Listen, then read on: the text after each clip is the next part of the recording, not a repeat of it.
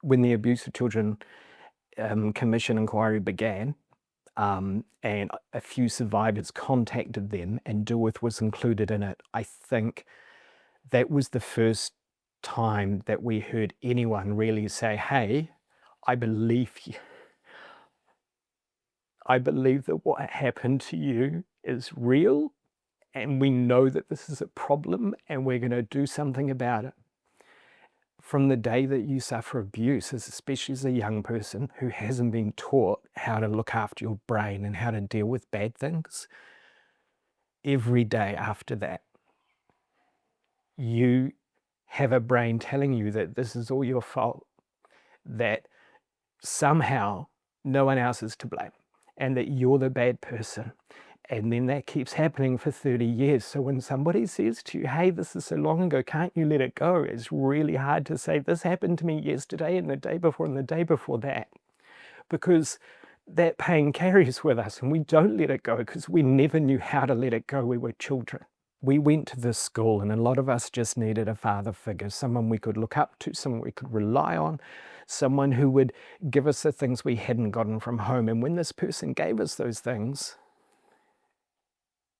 it seemed like that was right. So when they wanted to do something else with you, that must be right too, because they've been that person to give you some good advice and leadership and the things you're looking for.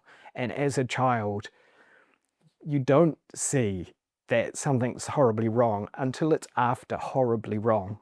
The other thing that we do to ourselves is we look back at ourselves as children and we ask ourselves that question, why didn't I stand up? Why didn't I scream? Why didn't I do something? Why did I spend so much time just scrubbing myself in the shower when I could have been talking to a police person? Because that's the adult me judging the child me. My oldest brother, Dave, and I were kind of an interesting pair. We were, since childhood, often stuck together. He spent a lot of time protecting me, and he spent a lot of time defending me. We don't know everything that happened to Dave, but we know something happened that changed him forever. He has physically stitched me back together and bandaged me and held me to make sure I'm okay. But when he died,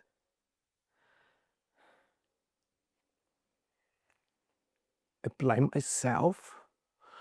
I blame the school.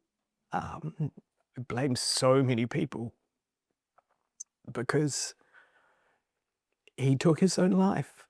He's just been that absolute person to be there and look after me, you know? So losing him, it was like losing all the strength I ever had.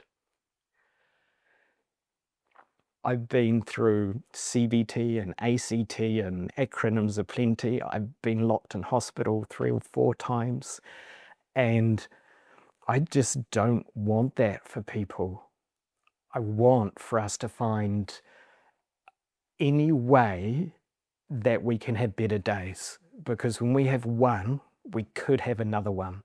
And every better day we have puts the past further away from us, and that's critical. I know that a number of Dilworth staff have been in the New Zealand court system and had the justice served, and it's hard to explain how absolutely critical that is for us. It's not seeing someone go to prison makes us happy. There's nothing like that in it. It's knowing for sure that there has been this acceptance, this person has done this and they cannot do it to anybody else ever again. There's no justification for someone who's a child abuser to live in full colour video in your head. They should be black and white photos that you get rid of. But we didn't get that chance. Getting him back and getting him into the system is how we get this. That is what will let us shift our hearts and minds into a space of recovery and moving forward in our lives. It's never too late for us to find a better day, and this will help.